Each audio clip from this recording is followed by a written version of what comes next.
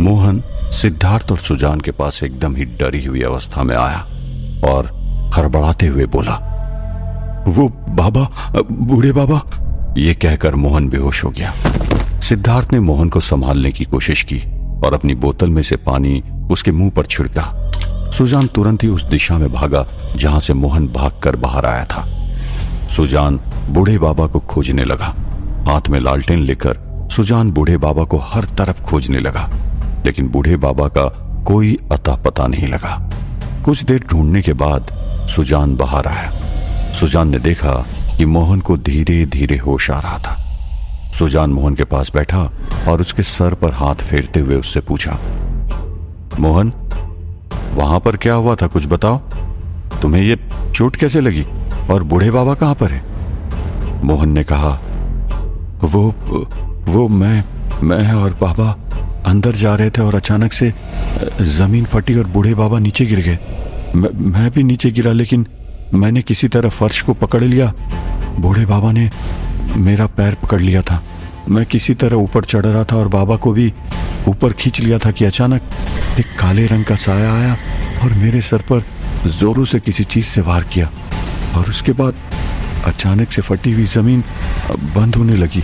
मैंने बाबा को निकालने की बहुत कोशिश की, लेकिन जमीन फिर से जुड़ गई और बाबा जमीन के अंदर रह गए। लेकिन वह काला साया वहीं पर खड़ा था। उससे अपने आप को बचाते बचाते मैं बाहर आया और आप लोग दिख गए। बूढ़े बाबा जमीन के अंदर दफन हो चुके हैं। यह सुनकर सिद्धार्थ और सुजान एकदम ही घबरा गए और तुरंत ही मोहन को लेकर उस तरफ भागे जहां से बूढ़े बाबा गायब हो गए थे। वहां पर जाकर दोनों जमीन के आसपास देखने लगे। उस जमीन पर उसके फटने का कोई निशान नहीं था।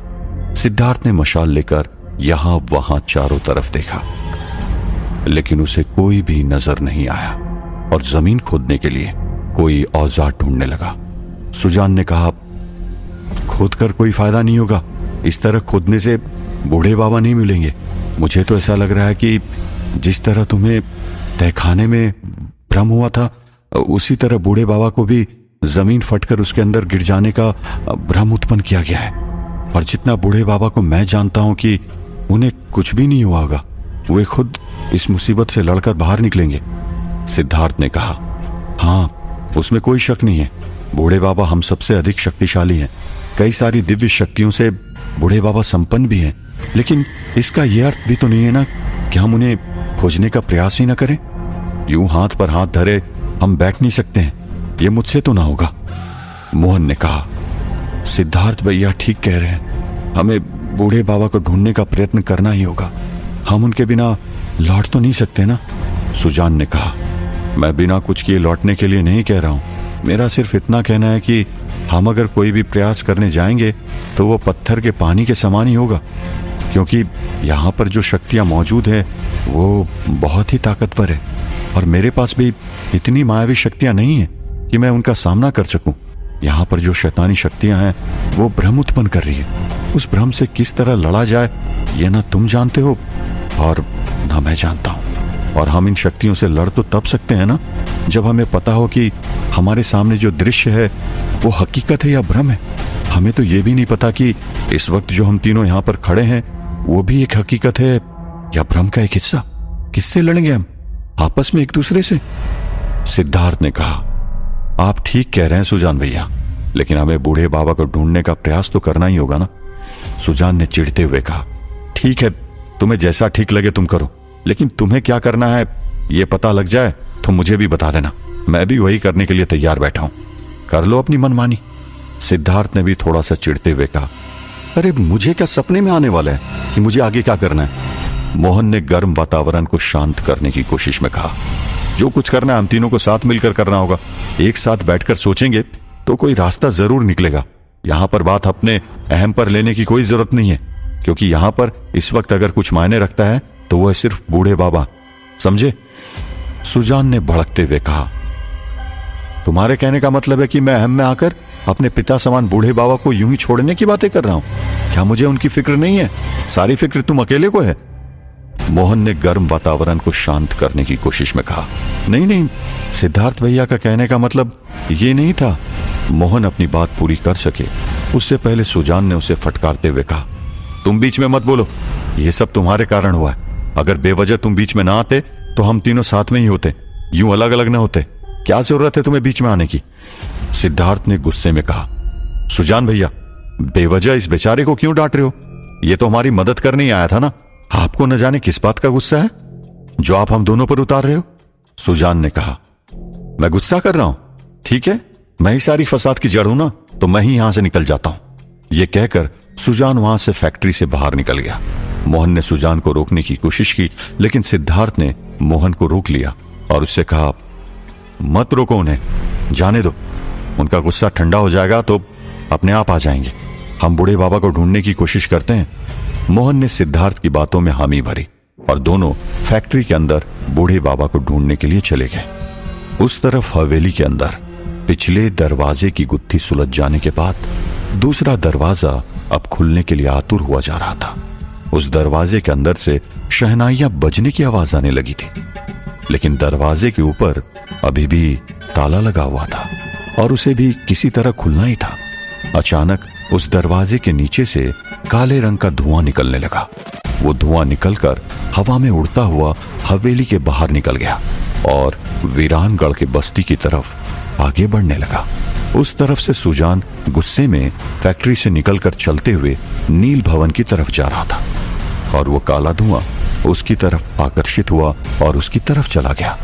कुछ ही पलों में वो सारा काला धुआं सुजान की नाक के अंदर चला गया और सुजान की नाक से होते हुए उसके मस्तिष्क तक पहुंच गया। सुजान के मस्तिष्क में पहुंचकर उस शैतानी धुएं ने अपना रंग दिखाना शुरू कर दिया। वो सुजान को अपने इशारों पर नचाने लगा। सुजान तुरंत ही वहां से नील भवन जाने के रास्ते से मुड़ा और हवेली के रास्ते चलने लगा। कुछ ही देर में वो हवेली पहुंच गया। हवेली पहुंचकर सुजान सीधे उस कमरे की तरफ पहुंचने लगा जिसके अंदर से वो शैतानी धुआं निकला था। सुजान उस कमरे की तरफ आगे बढ़ा और उस दरवाजे के सामने आकर रुक गया। सुजान ने उस कमरे के दरवाजे को ऊपर से नीचे तक देखा। दरवाजे के ऊपर बड़ा सा ताला लगा हुआ था। तभी कमरे के अंदर से आवाज आई, बेटा, मैं इतने समय से इस कमरे के अंदर बंद हूं, क्या तुम मुझे इस कमरे से बाहर नहीं निकालोगे? मुझे यहां पर घुटन हो रही है बेटा, मुझे यहां से निकालो बेटा। देखो, मैंने तुम्हारी शादी करवाने का वादा किया था ना, है ना? सारी बारात तैयार खड़ी है बेटे, इंतजार है तो सिर्फ अपने दूल्हे का। दरवाजा खोल दो बेटा, अपनी मां को आजाद करो और दूल्हा बनने के लिए तैयार हो जाओ। सुजान दरवाजे के सामने एकटक दिखे जा रहा था। उस तरफ यूरोप में छाया जॉन विलियम्स और जेम्स के साथ अपने चर्च ऑफ सैटन पहुंच गई। वहां पर जाकर जॉन विलियम्स के साथ एक जगह पर बैठी। जेम्स ने अलमारी से कुछ सामान निकाला और छाया के सामने रखा। उसने छाया से कहा, यही वो सामान है जिसकी तुम्हें जरूरत पड़ेगी सभी पवित्र स्थलों को अपवित्र करने के लिए। अब तुम्हें अपना वेश बदलकर इन सारे पवित्र स्थलों पर एक एक करके जाना होगा और तुम जिस भी जगह पर जाओगी तुम्हें उसी धर्म के अनुयायी बनकर तुम्हें वहां जाना होगा और उसी धर्म के अनुयायी की तरह तुम्हें पेश भी आना होगा।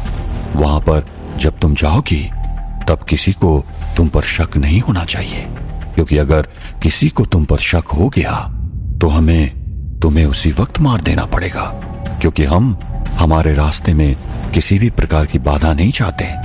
तुम जहां जहां पर जाओगी हमारे गुप्तचरों की नजर हमेशा तुम पर रहेगी। जॉन विलियम्स ने जेम्स को बीच में टोकते हुए कहा, And our spies are not merely spies.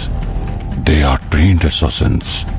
If anybody gets a doubt you or you try to act smart, you will be not even realize and there will be a 7mm bullet in your head. Now, listen very carefully. यानी कि हमारे गुप्तचर महज गुप्तचर नहीं हैं, वो प्रशिक्षित हथियारे हैं। अगर किसी को तुम पर शक हुआ या तुमने कुछ भी चालाकी करने की कोशिश की तो तुम्हें पता चले उससे पहले 7mm की गोली तुम्हारे सर के अंदर होगी।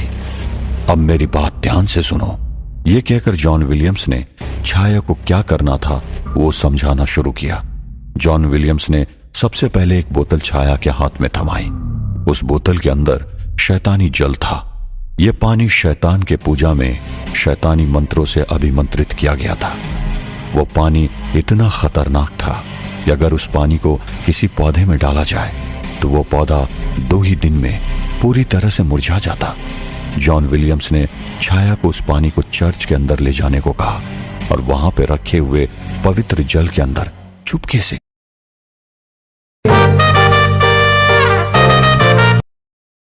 उस शैतानी जल को मिलाने को कहा। ऐसा उसे 1-2 नहीं बल्कि पूरे 200 से अधिक चर्चों में करना था। उसके बाद उसे वो पानी लेकर जापानी मंदिर में जाना था और मंदिर में प्रवेश करने से पहले रखे हुए पानी में मिलाना था, ताकि जो व्यक्ति मंदिर के अंदर जाने से पहले उस पानी से हाथ मुंह धोए उस पर इस शैतानी जल का असर होना शुरू हो जाए। और उसके बाद उसे विविध धर्मों द्वारा चलाए जा रहे लंगर में जाकर खाने में जहर मिलाना था और अन्य धर्म स्थलों पर जाकर गुप्त स्थानों में इंसान के खून से शैतान का नाम लिख कर आना था, ताकि उन जगहों की पवित्रता धीरे धीरे खत्म होती जाए और धरती पर बेलेत के आने के लिए योग्य वातावरण का निर्माण हो जाए। छाया ने मन ही मन सोचा, मुझे इनका कार्य करने के लिए जाना ही होगा, नहीं तो ये तो मेरी जान ले लेंगे। लेकिन काम तो मैं सिर्फ अपने लिए करूंगी ताकि मैं हुकूमत कर सकूं। बेलेत को तो मैं इस धरती पर आने ही नहीं दूंगी। जॉन विलियम्स ने कहा, What are you thinking, young lady? This is a tough task that you have to do. You are fortunate that you have been chosen to do such a precious task. Do not let go out this opportunity because you have to play a very important role even after you finish this task. यानी कि सोच क्या रही हो, यह कार्य करना काफी मुश्किल है, लेकिन तुम भाग्यशाली हो कि तुम ये महत्वपूर्ण कार्य करने के लिए चुनी गई हो। इस मौके को खोना मत, क्योंकि ये कार्य करने के बाद भी एक बहुत ही महत्वपूर्ण भूमिका तुम्हें निभानी होगी। छाया ने तुरंत ही इस कार्य को करने के लिए हां कर दिया। जॉन विलियम्स ने कहा, Your task begins tomorrow morning. We prepared and make us proud. यानी कि तुम्हारा कार्य कल सुबह होते ही शुरू हो जाएगा। तैयार रहो और हमें तुम पर गर्व हो, ऐसा काम करो। यह कहकर जॉन विलियम्स ने छाया का माथा चूम लिया और अपने कमरे में चला गया। छाया वो सब सामान लेकर अपने कमरे में चली गई। मुस्तफा उसी कमरे में था और छाया को देखकर उसने पूछा, ये लोग तुम्हें कहां पर लेकर गए थे और तुम्हारे हाथ में क्या है? छाया ने कहा, अपने काम से काम रखो, जब तुम्हारे काम की कोई चीज होती है तो तुम्हें बता दिया जाएगा। छाया के इस तरह का जवाब सुनकर मुस्तफा को गुस्सा आ गया। उसने कहा, कितनी मतलबी और बेगैरत ख्वातीन हो तुम। जब तक मेरा काम था तब तक मैं तुम्हारा शौहर था और अपना काम निकल जाने पर गुलाम की तरह बर्ताव करती हो मेरे साथ। लेकिन याद रखना, तुम ऊपर तक जाने के लिए जिस रास्ते चल पड़ी हो वो सिर्फ दलदल है और कुछ नहीं। ये कहकर मुस्तफा अपने सर पर चादर ओढ़कर सो गया।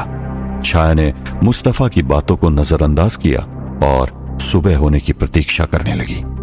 उस तरफ फैक्ट्री में सिद्धार्थ और मोहन बूढ़े बाबा को ढूंढने लगे। पूरे फैक्ट्री में सिद्धार्थ बूढ़े बाबा, बूढ़े बाबा, बूढ़े बाबा पुकारने लगा, लेकिन उस बूढ़े बाबा का सिद्धार्थ और मोहन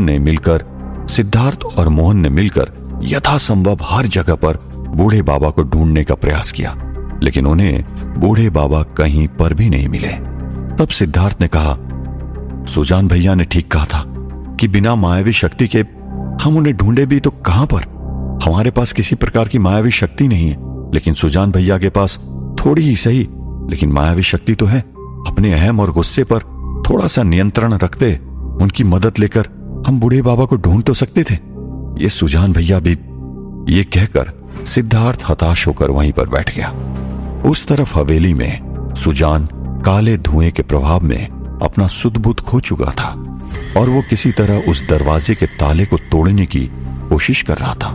तभी सुजान को किसी तरह एक हथौड़ा हाथ लगा और उस हथौड़े को लेकर सुजान उस ताले पर वार करने लगा।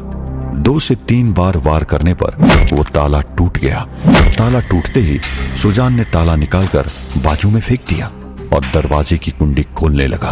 कुंडी खोलकर सुजान ने खींचकर उस दरवाजे को खोल दिया।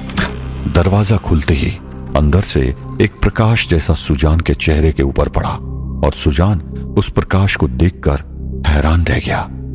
आखिर क्या था उस दरवाजे के पीछे जिसे शैतानी शक्ति ने सुजान को बहकाकर खुलवाया था? कहां पर थे बूढ़े बाबा? क्या सिद्धार्थ बूढ़े बाबा को ढूंढने में कामयाब हो पाएगा? क्या चल रहा था छाया के दिमाग में? जॉन विलियम्स को अपनी चालाकी से क्या छाया मात दे पाएगी? जानने के लिए सुनते रहिए वीरान guard, only on pocket FM।